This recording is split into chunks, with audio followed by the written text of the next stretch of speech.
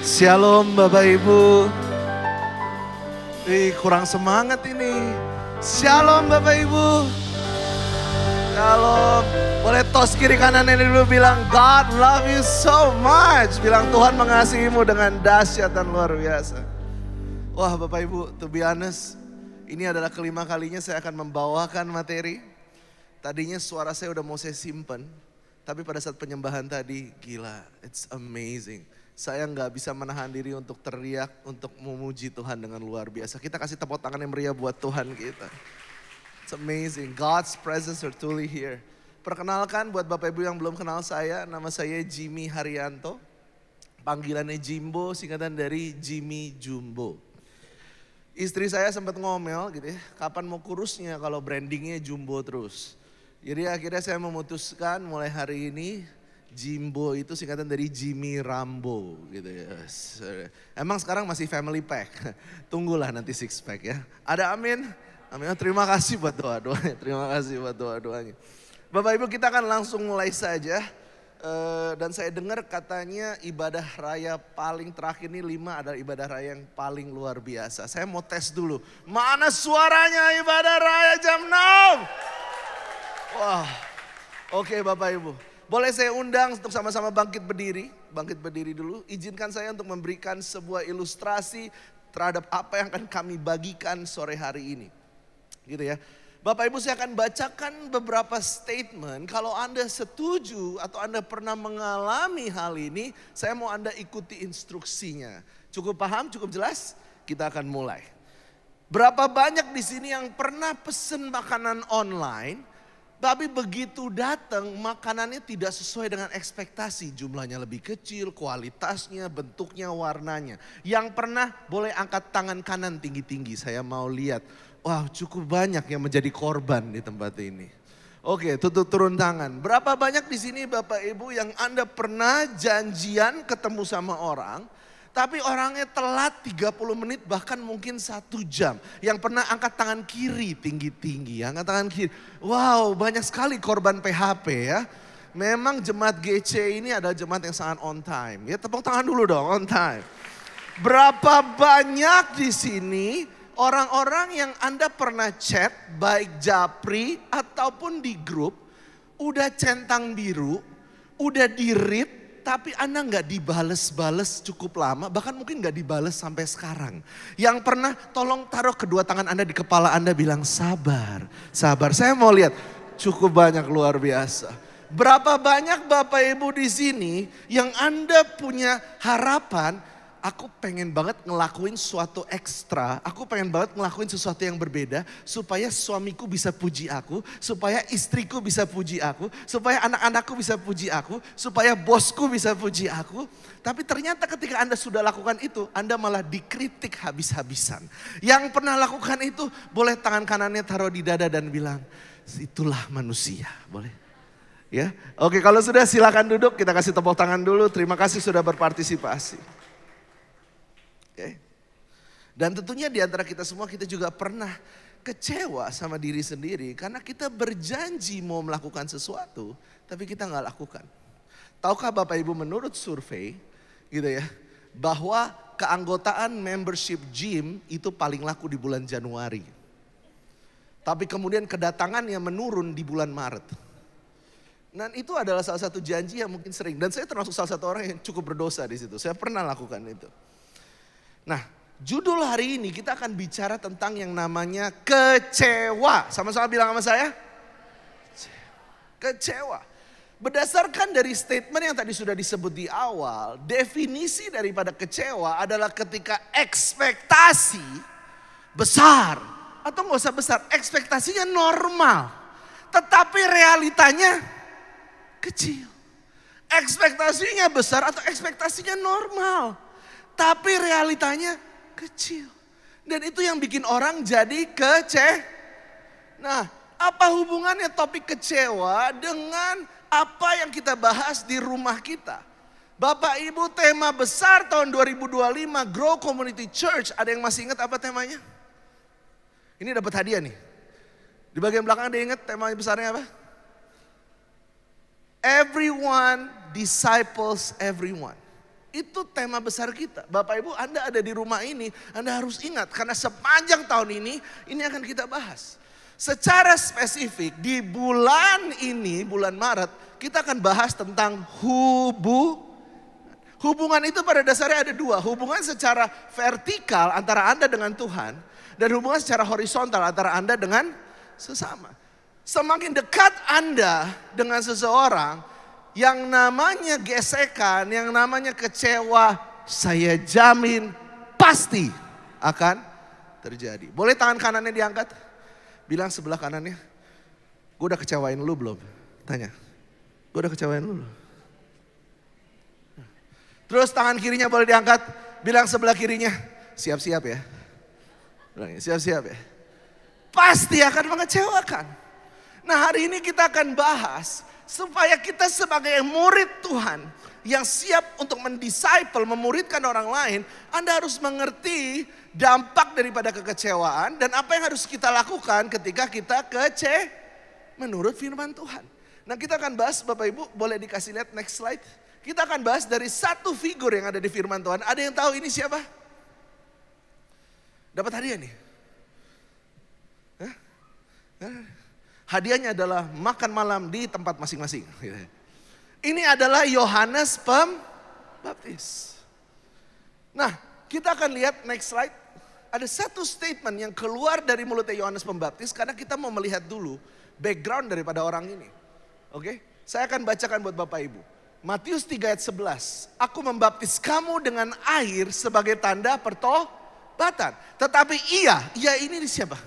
Yesus. Tetapi Yesus yang datang kemudian daripadaku lebih berkuasa daripadaku dan aku tidak layak melepaskan kasutnya. Ia akan membaptiskan kamu dengan Roh Kudus dan dengan api. Izinkan saya memberikan sebuah konteks kepada Bapak Ibu. Yohanes Pembaptis adalah satu orang di dalam Alkitab, a real person, orang yang pernah hidup di muka bumi ini, yang ketika sebelum dia lahir, dia sudah dikasih tahu destiny dan panggilan dalam hidupnya, betul? Bapak emaknya udah dikasih tahu, betul? Bahwa anak yang ada di kandungan ini akan menjadi orang yang membuka jalan buat Mesias, yaitu Tuhan Yesus. Betul? Dan kemudian ketika si Yohanes Pembaptis lahir, apa yang terjadi Bapak Ibu? Yohanes Pembaptis diindoktrinasi, diajarkan, dilatih untuk memenuhi panggilan hidupnya. Bahwa suatu saat dia akan menjadi pembuka jalan buat Yesus. Nah, apa yang terjadi Bapak Ibu? Next slide. Kemudian dia ketemu dengan Yesus. Matius 3 ayat 13 sampai 17. Bapak Ibu boleh, saya ingin mengundang Bapak Ibu untuk membaca bersama-sama dengan suara yang sangat keras sampai semua food court bisa dengar. Dan saya berani jamin kalau Anda lakukan ini dengan suara yang sangat keras, Anda akan membakar minimal 3 kalori. Siap? 3, 2, 1, mulai.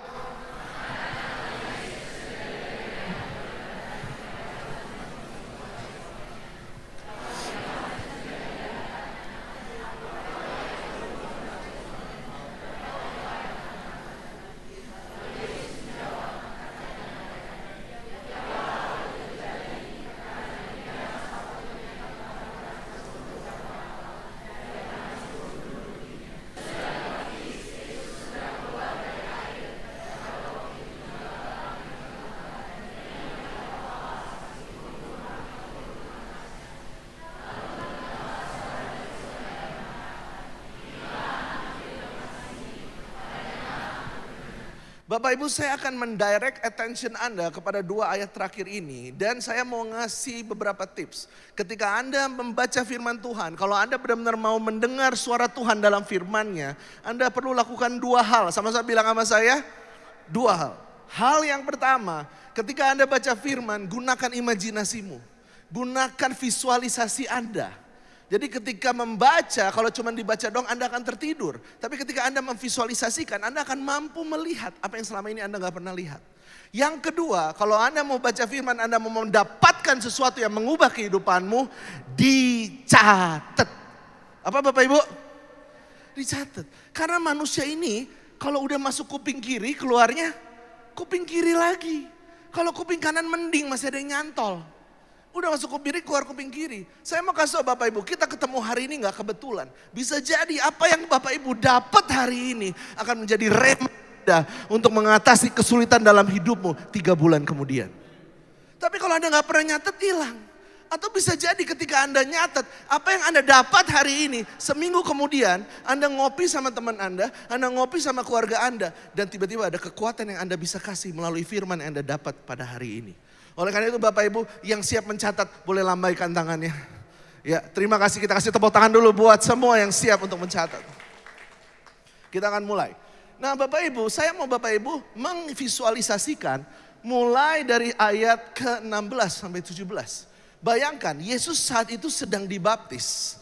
Dan dia sedang dibaptis di mana? Di sungai Ciliwung. Bukan, dia di sungai Yordan. Ketika dia dibaptis, Bapak Ibu lihat, baca pelan-pelan ayat 16. Sesudah dibaptis, Yesus segera keluar. Yesus segera keluar dari air dan pada waktu itu juga langit, visualisasikan, langit tiba-tiba robek terbuka. I don't know about you man, tapi Bapak Ibu tahu gak, kalau itu kejadian sekarang saya juga takut. Karena itu gak main-main langit terbuka, betul? Dan kemudian apa yang terjadi? Right? Dan ia melihat roh Allah seperti burung merpati turun ke atas Yesus. Ayat 17 sekarang. Lalu terdengarlah suara dari sorga. Bayangin Bapak Ibu, ada suara audible yang semua orang di situ bisa dengar lebih kenceng dari semua stereo yang pernah dibuat di muka bumi ini. Dan kemudian yang ngomong siapa? Bapa di sorga. Bapa di sorga bilang apa? Inilah anakku yang kukasihi, kepadanyalah aku berkenan. Bapak Ibu sekarang kembali ke Yohanes Pembaptis. Orang yang dari kecil, dari semenjak lahir sudah tahu callingnya apa. Sudah dididik, dilatih untuk menghidupi calling dalam hidupnya. Dia mendapatkan validasi dari pencipta langit dan bumi. Bahwa Yesus yang menjadi Mesias ada di depan dia. Sudah cukup jelas sampai sejauh ini? Betapa hebatnya kehidupan Yohanes. Semua yang dia percayai dari kecil terjadi di depan mata dia. Semua nubuatan itu terjadi di depan mata dia. Saya mau Bapak Ibu tempatkan diri Anda dalam kehidupan Yohanes Pembaptis. Pertanyaannya sekarang, kalau topik hari ini tentang kecewa, di poin mana dalam kehidupan Yohanes Pembaptis dia menjadi kecewa? Kita buka slide yang selanjutnya. Yang menarik adalah Bapak Ibu, nanti Bapak Ibu pulang silakan baca sendiri di Markus 6 ayat 14 sampai 28. Oke, itu cerita lengkapnya di situ. Tapi karena waktu kita pendek, saya akan hanya bahas 3 ayat. Markus 6 ayat 17 sampai 20. Boleh dibukakan ayatnya? Bapak Ibu, dalam hitungan ketiga dengan suara yang lebih kencang dari tadi, saya berani jamin minimal 5 kalori terbakar. Oke, dengan suara lebih kencang kita baca sama-sama. 1, 2, 3.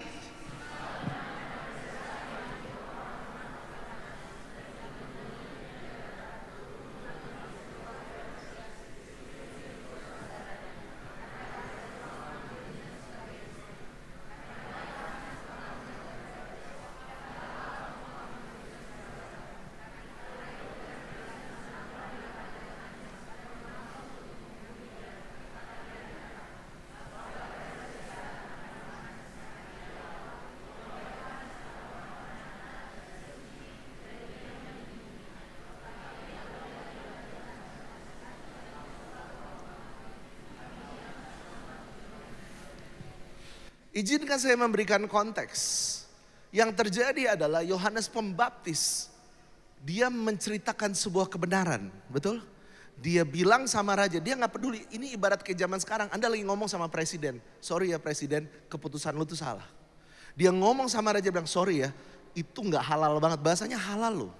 Halal haram loh, luar biasa. Itu gak halal, itu haram tuh. Lu ambil istrinya saudara lu, itu gak benar di mata Tuhan. Dia lakukan kebenaran. Tetapi kemudian karena kebenaran itu dia dipersekusi. Herodias sebagai istri bilang, kurang ajar nih orang mau gue bunuh. Tapi kemudian Herodes dia gak bunuh. Yang dia lakukan apa? Dia ciduk, dia masukin ke penjara. Kenapa? Karena Herodes itu hatinya galau. Satu sisi dia kesel juga diomongin. Tapi satu sisi, aduh gue senang kalau dengerin dia ngomong. Gue merasa terubah hidupnya. Tapi kemudian dia ombang-ambing. Sampai akhirnya Herodias kesal banget. Gue harus cari cara untuk bisa bunuh Yohanes Pembaptis. Dan tahu Bapak Ibu apa yang dia lakukan? dia kirim anak perempuannya ke Herodes. Dan kemudian dia minta anak perempuannya nari-nari depan Herodes. Dan kemudian ketika nari-nari, si Herodes sampai maknyus. Oh my goodness, dia bilang. Dan kemudian Herodes bilang begini sama itu anak. Lu minta apapun gua kasih. Just name it. Dan tahu apa Bapak Ibu? Si anak ini ingat sama omongan emaknya si Herodias. Dia bilang gini, minta kepala Yohanes Pembaptis. Dan akhirnya dia ngomong, oke, Anda mau kabulkan keinginan saya minta kepalanya Yohanes Pembaptis. Nah pertanyaannya sekarang, mendengar semuanya itu, apa yang terjadi dengan Yohanes Pembaptis? Boleh next slide, kita akan baca bersama-sama Lukas 7 ayat 18 sampai 19. Bapak Ibu siap? Bicara dengan lebih keras lagi dalam hitungan ketiga. 1, 2, 3.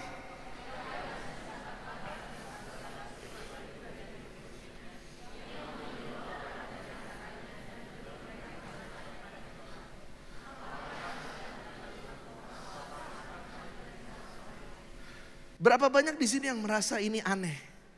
Bayangin konteksnya Yohanes Pembaptis. Orang yang udah tahu panggilan hidupnya dari awal. Orang yang dapat validasi dari sorga langsung dengar suaranya Allah Bapa. Bahwa ini adalah Yesus yang mendahului kamu. Betul? Tapi kemudian di dalam penjara setelah mendengarkan semua yang dia dengar. Dia tiba-tiba bilang, sorry, lu tuh beneran Yesus apa bukan? Dan yang menarik adalah jawabannya Yesus. Boleh next slide? Jawabannya Yesus bilang begini Bapak. Kita baca sama-sama ya. Dengan suara yang paling kencang saat ini. 1, 2, 3.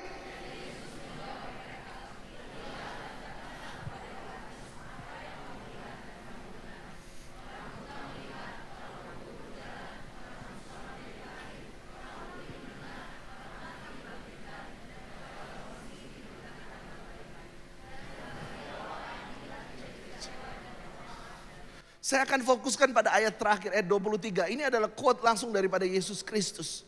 Dan yang menarik adalah kenapa Yesus bisa sampai ngomong gitu. Berbahagialah orang yang tidak menjadi kecewa dan menolak aku. Karena Yesus tahu bahwa Yohanes Pembaptis sedang kecewa. Tahu gak Bapak Ibu? Kata daripada tidak menjadi kecewa, bahasa aslinya kalau Anda pelajari adalah skandalion atau skandalize. Ini artinya apa? Trap, translation literally-nya. Artinya jebakan. Maksudnya apa kita sebagai orang percaya? Kalau Anda mengalami kekecewaan dalam hidupmu, tetapi Anda tidak mengatur itu dengan baik, Anda tidak melepaskan pengampunan, itu akan menjadi jebakan setan dalam kehidupanmu. Nah, sekarang saya akan bahas apa dampak kekecewaan. Yang pertama, dampak kekecewaan itu ada 3. Bilang sama saya, kurang kenceng, Yang pertama, dampak kekecewaan adalah Anda akan kehilangan identitas. Kecewa itu normal gak? Normal. Manusia itu pasti kecewa ketika ekspektasi lebih besar dari realita. Pasti kecewa. Tetapi kalau Anda kecewa dan Anda terus nurture feeling kecewanya, Anda terus simpan kekecewaannya, Anda akan menjadi seperti yang Yesus ngomong. Berbahagialah orang yang tidak menjadi kecewa dan menolak aku. Kebalikannya apa? Berhati-hatilah orang yang kecewa akan menolak aku. Kalau Anda terus simpan kekecewaan dalam hatimu, engkau akan mulai meragukan Tuhan itu ada apa enggak. Yesus yang gue sembah itu benar-benar jalan kebenaran dan hidup apa enggak. Ada orang-orang di sini Anda ke gereja karena sudah kebiasaan. Anda ke gereja dan Anda adalah seorang introvert yang enggak akan banyak ngomong sama orang-orang. Tapi kemudian deep down in your heart, Anda kecewa sama Tuhan. Dalam hatimu yang terdalam, engkau kecewa dengan pasangan hidupmu. Engkau kecewa dengan apa yang dia pernah katakan 10 tahun yang lalu. Engkau kecewa dengan apa yang orang tuamu pernah ngomong dalam hidupmu. Engkau kecewa dengan apa yang anak-anakmu pernah ngomong dalam hidupmu. Dan kau simpan rasa kekecewaan itu. Dan itu terus ada. And guess what? Tuhan Yesus udah kasih peringatan. Berhati-hatilah, orang yang kecewa akan menolak aku. Yang kedua, dampak daripada kekecewaan adalah penderitaan yang tidak perlu. Saya sedang belajar tentang neuroscience, tentang otak. Dan salah satu mentor saya, Pak Hing, pernah bilang begini. Lu tahu nggak bedanya otak manusia sama binatang? Dia bilang gini, bedanya otak manusia dengan binatang. Otak manusia mempunyai kemampuan untuk bisa berpikir jauh ke depan dan bisa berpikir jauh ke, saya ulang, bisa berpikir jauh ke depan dan berpikir jauh ke, saya kasih contoh berpikir jauh ke depan. Anda pernah lihat nggak singa-singa pada ngumpul bikin town hall? Ngumpul bikin meeting tahunan. Dan kemudian singa-singanya bilang gini, guys ini serius loh, global warming. Ya, ini hutan udah mulai botak semua. Kita harus mikirin 5 tahun ke depan kita mau pindah ke hutan yang mana. Pernah nggak? Enggak kan? Cuma manusia yang diberikan anugerah oleh Tuhan untuk bisa berpikir dan merencanakan masa depan. Tapi sayangnya sedikit sekali manusia yang mau menggunakan otaknya untuk berencana. Nah kemudian manusia juga diberikan kemampuan untuk bisa berpikir jauh ke belakang. Saya kasih contoh. Bayangkan ada seekor rusa. Bapak Ibu tahu rusa kan? Itu yang ada tanduknya kecil gede kita ya. Oke, rusa lagi minum di sungai yang jernih. Ketika dia lagi minum, dia minum gitu ya, minum ya. Tiba-tiba singa, ketua dari pemimpin yang tadi mimpin meeting itu datang. Terus udah gitu singanya bilang, gila ada makan siang. Wah dia senang banget. Dia samperin pelan-pelan dan kemudian ketika udah deket singanya mengaum. Wow si rusa dia kaget. Dia lihat ke singanya. Dan kemudian apa yang terjadi Bapak Ibu? Dia arahkan semua konsentrasi energinya ke kaki. Gunanya buat apa? Kabur.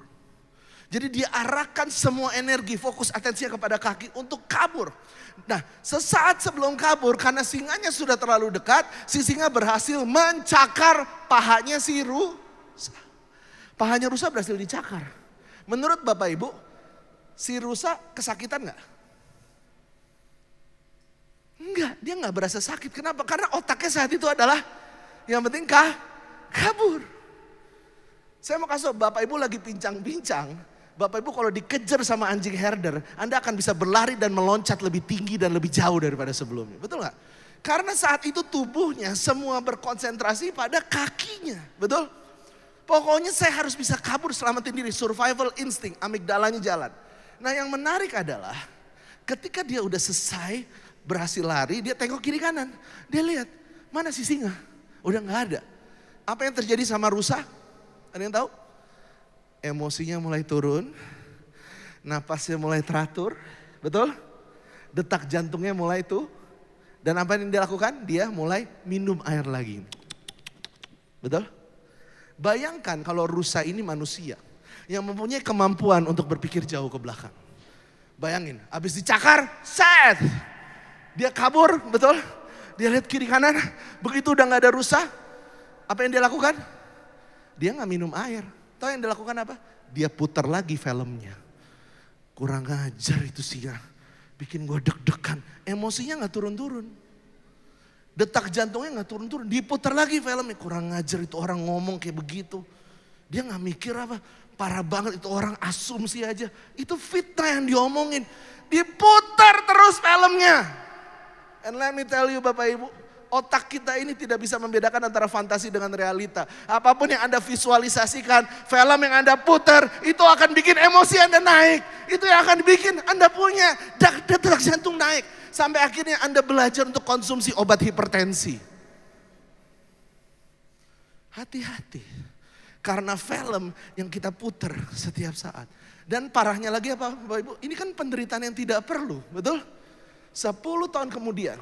Karena Anda sudah tertanam di Grow Community Church. Anda diajarkan untuk rekonsiliasi dan pengampunan. Anda samperin orang yang melukai Anda. Dan Anda bilang, tahu gak sis, omongan lu 10 tahun yang lalu tuh ngelukain hati gue banget. Kemudian orang itu bilang, serius lu? Emang gue ngomong apa? Lu ngomong gini. Oh serius lu? Gue sorry banget ya, gue gak bermaksud ngomong itu. OMG, 10 tahun udah lewat. Anda sudah habiskan berjam-jam dalam kehidupanmu. Cuman buat puter filmnya, emosi lagi. Puter filmnya, detak jantung naik lagi. Puter filmnya, emosi lagi. Padahal orang yang sudah melakukan itu sudah lupa. Itulah yang namanya penderitaan yang tidak perlu.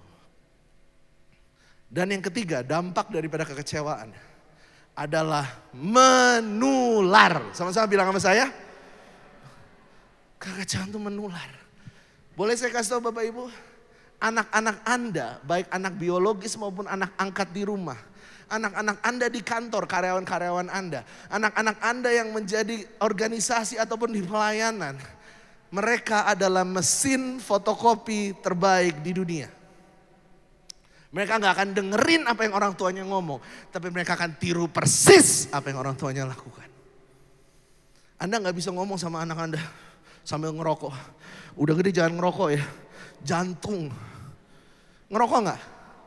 95% kemungkinan ngerokok. Hanya sedikit yang akhirnya malah jadi benci sama rokok. Betul?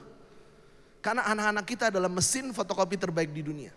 Kalau Anda tidak belajar bagaimana menghadapi kekecewaan dengan firman Tuhan. Yang terjadi apa? Anak-anak kita bilang gini, oh ternyata normal ya. Kalau lagi kecewa boleh banting pintu. Oh ternyata normal ya. Kalau lagi kecewa boleh teriak-teriakan. Oh ternyata normal ya. Kalau lagi kecewa boleh sumpah serapah.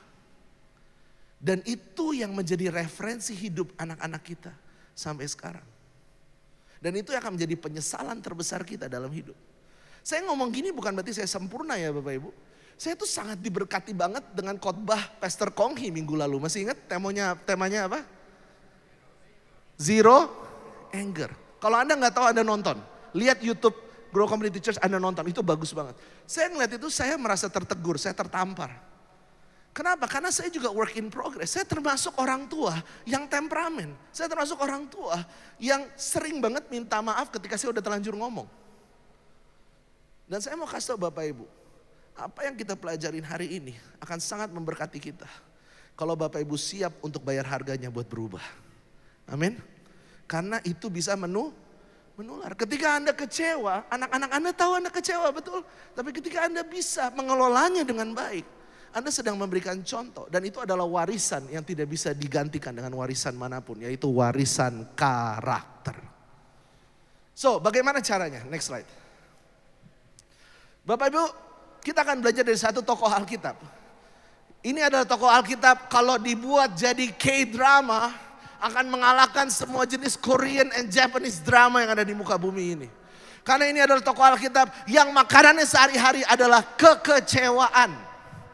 Yang pertama, dia dikecewa oleh 3 macam orang. Yang pertama, tahu Bapak Ibu ini adalah Yusuf. Sama-sama bilang sama saya, Dia dikecewakan oleh grup keluarganya sendiri. Dia dibenci oleh kakak-kakaknya, terjadi begitu banyak drama di rumah. Dan kemudian sampai akhirnya dihianati dan dijual sebagai pembantu rumah tangga. Itu kan kalau generasi sekarang. Dijual jadi budak, bukan pembantu lagi. Pembantu masih, asisten rumah tangga masih layak. Dijual jadi budak. Berapa banyak di sini Anda sedang kecewa, pernah kecewa sama keluarga Anda sendiri. Anda dikhianati, Anda diucapkan hal-hal yang tidak pantas oleh keluargamu sendiri. Ini yang terjadi sama Yusuf. Yang kedua, dia dikecewakan oleh orang di tempat pekerjaannya. Apa yang dilakukan Bapak Ibu? Yusuf itu difitnah. Difitnah, dibilang tidur sama istri Potifar. Betul? Berapa banyak Bapak Ibu di sini yang saat ini Anda sedang kecewa dengan pekerjaanmu. Anda dijanjikan promosi, Anda gak dapat. Anda difitnah sama bos Anda difitnah sama rekan kerja Anda. Ini kejadian sama Yusuf, betul? Dan parahnya lagi di penjara. Berapa banyak di antara Anda yang pernah di penjara karena sesuatu yang Anda tidak lakukan? Ini Yusuf kejadian. Dan yang ketiga, Yusuf itu dikhianati, dikecewakan oleh sahabat sepenanggungan sendiri. Masih ingat ceritanya dia di penjara sama siapa? Dia di penjara sama juru minum dan juru roti. Juru minum bilang, wah thank you ya gue udah bisa bebas karena lu bantu artiin mimpi. Kemudian si Yusuf bilang apa? Bro, inget gue ya bro. Inget gue loh bro. Kalau udah keluar inget gue. Akhirnya dia inget gak? Dia lupa. Dia dikecewakan sama sahabatnya sendiri. Berapa banyak di antara Bapak Ibu di tempat ini?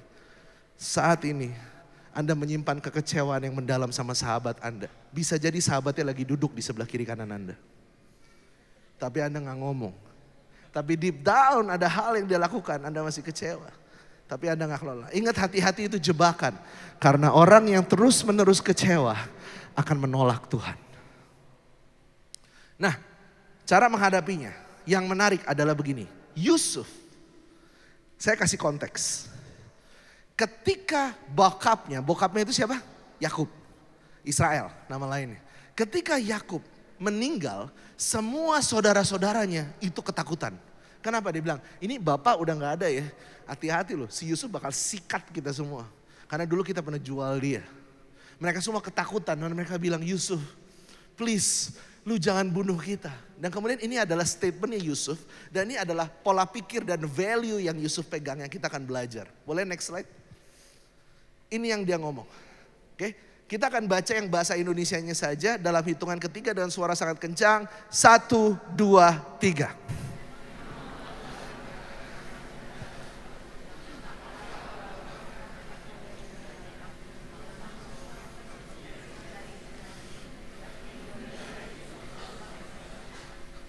Saya sangat suka sekali dengan terjemahan bahasa Inggrisnya. Dia bilang begini, but as for you, you meant evil against me.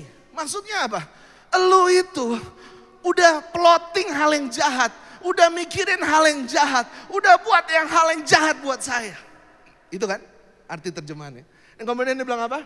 But God meant it for good. Tetapi Tuhan bisa mengubah semua kekecewaan menjadi sebuah kebaikan yang memberkati banyak orang. Dan kemudian tujuannya apa? To save many people life. Untuk menyelamatkan begitu banyak orang. Kita akan bedah satu-satu. Next slide. You meant evil against me itu artinya apa? Artinya Bapak Ibu, let it out. Sama-sama bilang sama saya, let it out. Dia ngomong sama saudaranya, dia bilang gini, lu tuh udah jahat sama gua. Dia curhat, dia ngomong, betul? Dia let it out. Yesus sendiri mengalami hal yang sama. Kita baca sama-sama Bapak Ibu Matius 26 ayat 38 sampai 39. Ini konteksnya adalah Yesus di malam sebelum penangkapannya. 1, 2, 3.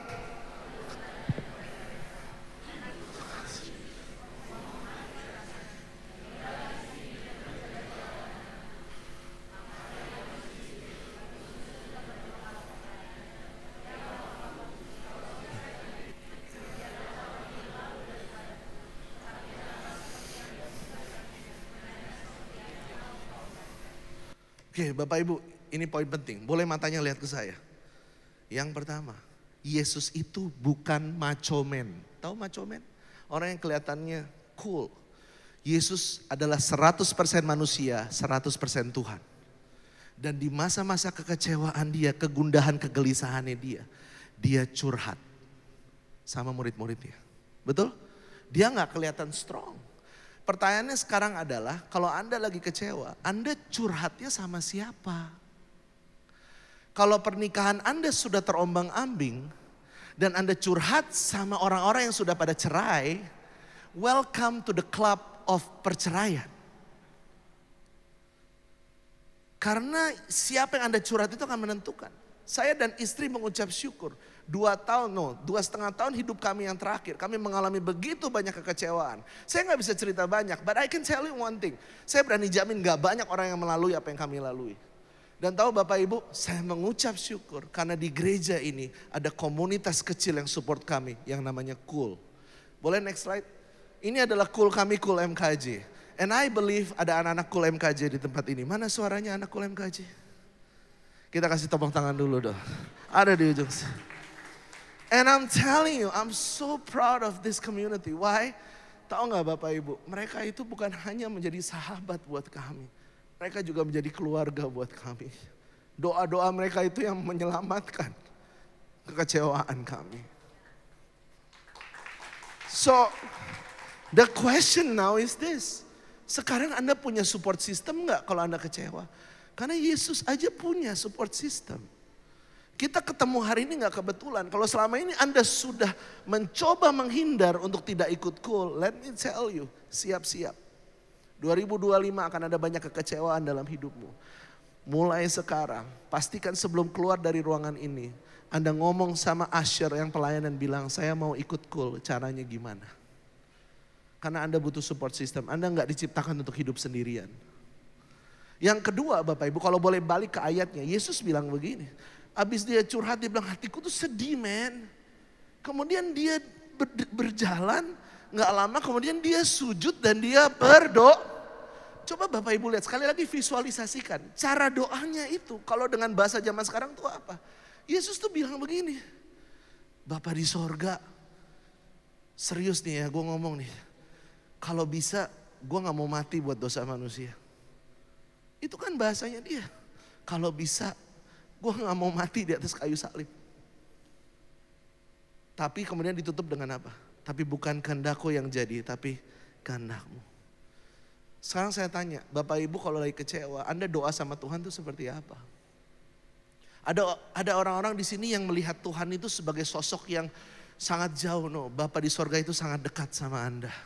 Anda cuma belajar untuk sujud berdoa dan Anda bilang, Tuhan sorry ya, itu mulutnya tuh emang parah banget, mau gue tabok. Gak apa-apa ngomong gitu sama Bapa di sorga tuh gak apa-apa. Tapi jangan lupa terakhir bilang, tapi Bapa I know I will do the right thing and I will forgive that person. Karena bukan kehendakku yang jadi, tapi kehendak Tuhan yang jadi. Amin. Dan kedalaman dari hubungan Anda dengan Bapa itu tidak bisa kalau Anda tidak bangun dengan firman Tuhan. Karena Yohanes 1 ayat 1 bilang begini, pada mulanya adalah firman, firman itu bersama-sama dengan Allah dan firman itu adalah Allah sendiri. Belajar untuk punya mentalitas. Kalau Anda mau siap 2025 menghadapi semua kekecewaan dalam hidupmu, belajar untuk semakin Anda kecewa, semakin lama Anda berlutut di hadapan Tuhan. Semakin Anda kecewa, semakin banyak Anda mulai mendedikasikan diri untuk melahap firman Tuhan. Dan selalu nyatet apa yang Anda dapat. Boleh tangan kanannya diangkat, bilang sebelah kanannya. Tuh dengerin, nyatet. Bilang. Yang kedua adalah begini Bapak Ibu. God meant it for good. Saya kasih contoh aja langsung. 5,5 minggu yang lalu, saya mendapatkan sebuah telepon bahwa saya diundang untuk menjadi pembicara trainer utama untuk salah satu perusahaan yang paling besar di Indonesia. Dan di dalam training itu Bapak Ibu, saya akan menjadi pembicara utamanya. Saya bilang sama istri saya, OMG, gila, ini keren banget, portfolio gue bakal bagus banget. Dan tahu Bapak Ibu, kita udah sampai zooman dari level CEO, udah sampai BOD semua. Dan semua udah sepakat bahwa saya akan mengisi. Dan yang terjadi semua sudah di booking, flight semua udah kelar. Tinggal tunggu hari H-nya. Tahu Bapak Ibu, 1 minggu sebelum acara, tiba-tiba di cancel secara sepihak. Menurut Bapak Ibu saya kecewa gak? Absolutely, saya kecewa luar biasa. Dan pihak organizer teleponin saya sampai 3 kali. Sampai yang ketiga kalinya dia terus minta maaf. So sorry Om Jimbo, so sorry. Kita juga gak tahu kenapa di cancel. Tahu gak Bapak Ibu, ketika saya kesel, saya ingat sama ayat ini. God meant it for good. God meant it for good.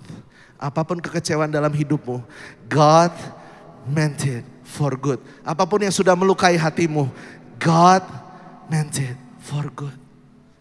Dan kemudian dengan kebesaran hati saya ngomong sama organisernya, it's okay sis, because I believe God meant it for good.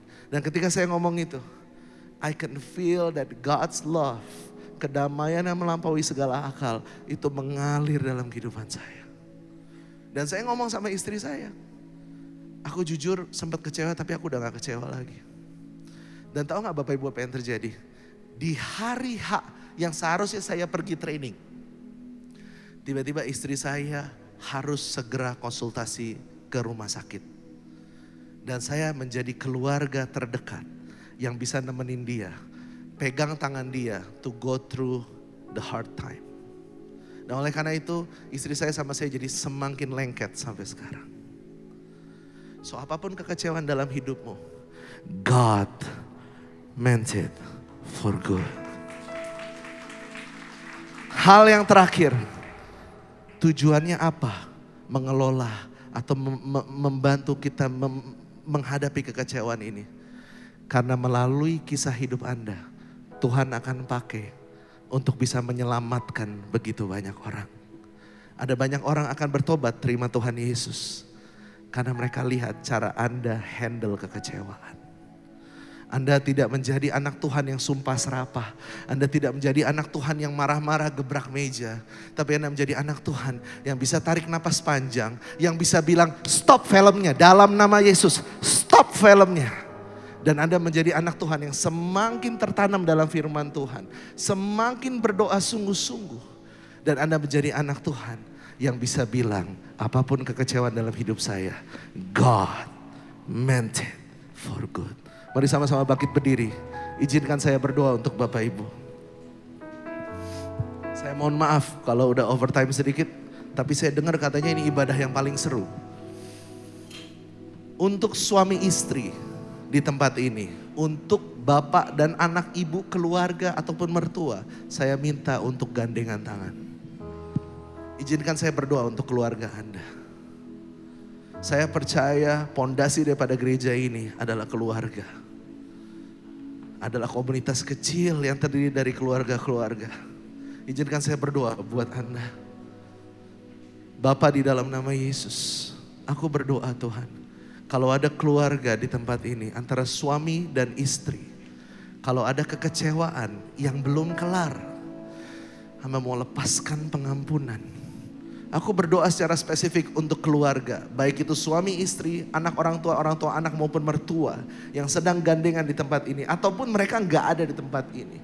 Pulang dari tempat ini, ambil satu keputusan, berdoa sama Tuhan, minta Tuhan selidiki hatimu. Kasih tahu Tuhan, tanya Tuhan, kekecewaan apa yang belum kelar sama pasangan saya, sama keluarga saya. Tanya sama Tuhan sungguh-sungguh dan Dia akan menjawab doamu. Dan ketika Anda sudah tahu, Anda lepaskan pengampunan di dalam nama Yesus. Apakah itu akan berhenti? Enggak. Film itu akan tetap muncul. Dan ketika film itu muncul Anda bilang dalam nama Yesus. Stop film itu dan pikirkan hal-hal firman Tuhan dalam kehidupanmu. Amin. Untuk para pasangan-pasangan juga sama. Mungkin cara Anda mencintai satu sama lain udah gak seperti dulu karena ada kekecewaan yang udah numpuk. Bongkar isi hatimu kalian berdua. Cari tahu, tanya Tuhan. Seek Him and you will find Him. Bapa, aku berdoa di dalam nama Yesus. Aku lepaskan pengampunan, damai sejahtera. Kemampuan untuk bisa meminta maaf. Kemampuan untuk bisa mencari Tuhan like never before. Kerinduan, keintiman untuk menjadi dekat dengan sumber kasih. Karena Engkau adalah kasih itu sendiri. Terima di dalam nama Yesus. Semua yang percaya katakan